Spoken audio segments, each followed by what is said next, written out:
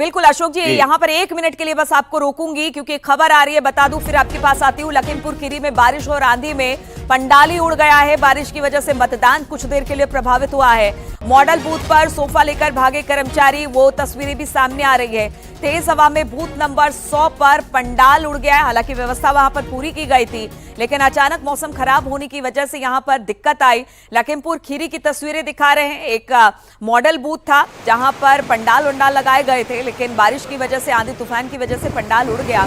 बताया जा रहा है कि कुछ देर के लिए जो मतदान है प्रभावित हुआ। वहां पर जो सोफा लगाए गए थे या बाकी इंतजाम किए गए थे, उसको बचाने का काम वहां पर लगे जो भी अटेंडेंट थे या कर्मचारी थे वो करते दिखाई दिए। तेज हवा में बूथ नंबर 100 पर पंडाल उड़ा है, जिसकी तस्वीरें आप देख पा रहे हैं। क्योंकि हम आपको बता दें कि आज उत्तर प्रदेश के कई ऐसे जिले हैं जहां पर बारिश हो रही है, आंधी तूफान है, मौसम पहले से बेहतर बना हुआ है, लेकिन कहीं कहीं ये मुसीबत भी लेकर आ रहा है। जी अशोक जी, आप अपनी बात पूरी करें।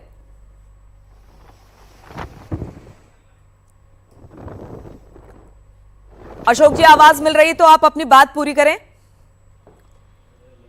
लगातार सुब्रत पाठक जी ने 5 साल वहां पे गुंडागर्दी की है, प्रशासनिक लोगों को पीटा है, लगातार गालियां देने का काम किया लोगों को। और उसके साथ साथ आपने देखा होगा लेटेस्ट जो उनका वीडियो आया था कि उन्होंने कहा कि महाराज हमने आपका वोट खरीदा है पैसे देकर के। तो वहां की जनता का वोट वो खरीद रहे हैं पैसे देकर के, वो बात उन्होंने खुद स्वीकार किया है। दूसरी बात हमारे मित्र ने कहा, आनंद जी ने कहा कि इंटरनेशनल छवि बड़ी है। इंटरनेशनल छवि का जो इनका पैमाना मैं आपको बता दूं कि हमारे देश की कभी भी ऐसी पर कैपिटा इनकम 136 नंबर पे हमारी नहीं थी। 134 नंबर पे जो है हमारा ह्यूमन डेवलपमेंट इंडेक्स कभी नहीं था।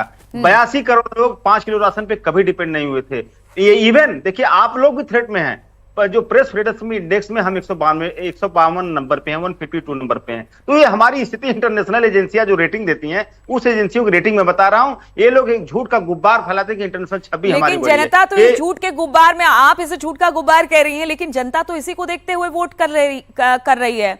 अशोक जी देखिए, मैं नीलू जी देखिए अभी इन्होंने तमाम बातें कही, यही भारतीय जनता पार्टी के लोगों की सामंतवादी चेहरा समझ में आया जब हमारे अखिलेश यादव जी ने जब गए मंदिर में, इन्होंने मंदिर धोने का काम किया और इन्होंने दिखाया कि ये सामंतवादी मानसिकता के लोग हैं। कन्नौज की जनता के साथ साथ पूरे उत्तर प्रदेश की जनता इनको धो करके इनकी विदाई करेगी, फिनाइल डाल के इनको धो के बहाएगी। ये लोग अभी समझ नहीं पा रहे हैं। दूसरी बात इन्होंने कहा नारी सुरक्षा की बात मैं बता दूं, आज अगर देखा जाए एनसीआरबी की डेटा तो गैंग रेप में उत्तर प्रदेश नंबर 1 पे बना हुआ था। और शोषण करने वाले कौन लोग हैं? भाजपाई। आप अगर शोषण करने वाले को नाम देखेंगे तो बीएचयू के रेपिस्टों का नाम याद आएगा और ब्रिजभूषण शरण सिंह का नाम याद आएगा, कुलदीप सेंगर का नाम याद आएगा। ये लोग कौन लोग हैं नारी शोषण वाले? ये लोग भाजपा के चेहरे हैं, मोहरे हैं। लेकिन अशोक जी, पिछले 2019 के चुनाव की बात की जाए तो उस समय समाजवादी पार्टी अपना गढ़ तक नहीं बचा पाई थी।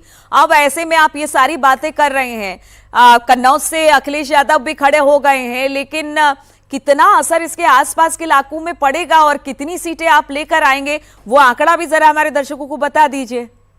मैं आंकड़ा बता रहा हूं, देखिए लगातार 2014 की बात की जाए या 2019 की बात की जाए, इन्होंने लगातार 10 साल जनता को भ्रम में रखा है। अभी हमारे मित्र ने कहा कि हमने आईआईटी बनाए, हमने आईएम बनाए, जरा 2-4 नाम बता दे। तो बिहार में इन्होंने मेडिकल कॉलेज का नाम बता दिया था मोदी जी ने, वो पता चला कि था ही नहीं। उनके स्वास्थ्य मंत्री ने कहा तो है ही नहीं अभी। तो इस तरह की चीजें लगातार देखिए, बड़ा नेता बड़ा झूठ इनका बोलता है, छोटा नेता छोटा झूठ बोलता है, मझला नेता मझला झूठ। इन्होंने कई झूठ बोले हैं। अभी आप नहीं थी, इनके पहले दूसरे एंकर थी अमनदीप जी, उन्होंने बोला कि राम मंदिर को लेकर के उन्होंने बोला कि शंकराचार्य लोगों ने हमें चिट्ठी दिया था। भैया 4 में से 2 शंकराचार्य एंड तक विरोध करते रहे। आपने कहा राम भक्तों पे गोलियां चलवाई, जिन्होंने गोलियां चलवाई वो निपंद मिश्रा जी आपके। ठीक है, इस पर आनंद जी से हम जवाब, बिल्कुल इस पर आनंद जी से जवाब ले लेंगे कि ये झूठ है या क्या है और कैसे जनता के बीच में अब जाया जाए। लेकिन उससे पहले हम आपको बता दें, चूंकि चौथे चरण की बात हो रही है, तो चौथे चरण में कई दिग्गज मैदान में इस वक्त हैं। कन्नौज से खास तौर पर सबकी निगाहें कन्नौज पर टिकी हुई है। अखिलेश यादव यहां पर चुनावी मैदान में है और सिर्फ अखिलेश नहीं यहां से, बल्कि पूरे यादव लैंड को एक मैसेज देने की कोशिश है। अगर उनके अगेंस्ट में बात की जाए तो बीजेपी की तरफ से सुब्रत पाठक यहां पर टक्कर देते हुए दिखाई दे रहे हैं अखिलेश यादव को। वो भी अपनी जीत का दम भर रहे हैं। Lakhimpur Kheri high profile seat है। अजय मिश्रा टेनी मैदान में है। पिछली बार भी वो चुनावी मैदान में थे, जीत हासिल की थी। बीजेपी ने एक बार फिर से उन पर दाव लगाया है और अजय मिश्रा टेनी मैदान में है। और उनके उन्नाव में बात की जाए तो साक्षी महाराज यहां पर मैदान में दिखाई दे रहे हैं। साक्षी महाराज वहीं अन्नू टंडन से टक्कर उनकी सीधी सीधी हो रही है।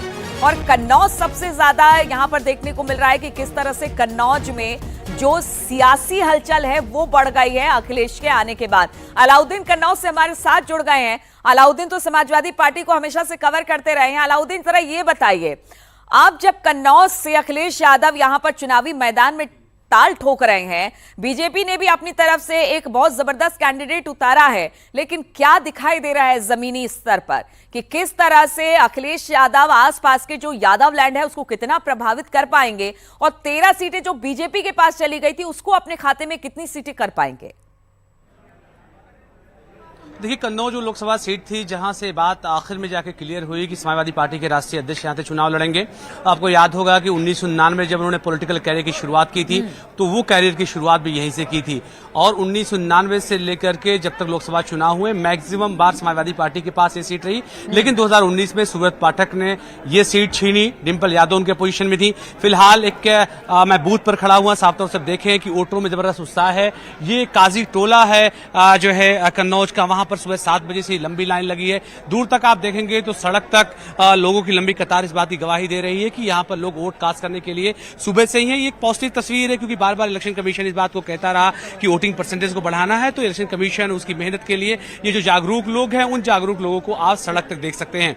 लेकिन जिस पॉलिटिकल सिनेरियो की बात आप कर रही है, साफ तौर से अखिलेश यादव क्योंकि समाजवादी पार्टी के राष्ट्रीय अध्यक्ष हैं और इन 13 जो लोकसभा सीटों पर इलेक्शन फिलहाल हो रहा है उनमें से एक अहम सीट है और खासतौर से वीआईपी सीट कहें तो यह गलत नहीं होगा। सुब्रत पाठक उनके सामने है, तो ऐसे में तमाम जो लोग हैं यहाँ के वो तमाम जो है वोट कास्ट कर रहे हैं। लंबी लाइन यहाँ पर लगी हुई है। लोगों से बातचीत करने की कोशिश भी करता हूँ जो लोग वोट कास्ट करने के लिए आए हैं। बात कर लेते हैं, आपने वोट दे दिया या वोट डालने के लिए भी आए हैं? वोट डालने के लिए आए हैं, अभी नहीं दिया। क्या सोच करके दिमाग में आए हैं वोट कास्ट करने के लिए? यहाँ पर किन मुद्दों को लेकर वोट कास्ट आप करेंगे?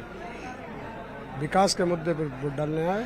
आप हम लोग सब विकासिक मुद्दे पर आए, विकास के मुद्दे पर आए हैं। देखिए, अभी भी लगातार लाइन लगातार यहाँ पर आ रही है, लेकिन जो सिनेरियो की जहां तक बात करें, सिनेरियो कहीं ना कहीं से कन्नौज में अब अखिलेश यादव के आने के बाद बहुत ज्यादा अहम हो जाता है क्योंकि जो जातीय समीकरण है उस जातीय समीकरण में समाजवादी पार्टी कहीं ना कहीं से भारतीय जनता पार्टी के सामने एक मजबूत चुनौती पेश कर रही है क्योंकि अखिलेश यादव खुद यहाँ पर लगातार लोगों के संपर्क में रहे हैं और साथ में जिस तरह से जो रैली एक हुई है बिल्कुल अलाउद्दीन, कन्नौज पर हम बात करेंगे। ढेर सारी बातें यहाँ पर है क्योंकि ये यादव लैंड था जो 2019 में बीजेपी ने अपने कब्जे में कर लिया था, लेकिन अब इसके पीछे किस तरह से जब यहां से अखिलेश उतरे हैं तो क्या कुछ देखने को मिल रहा है।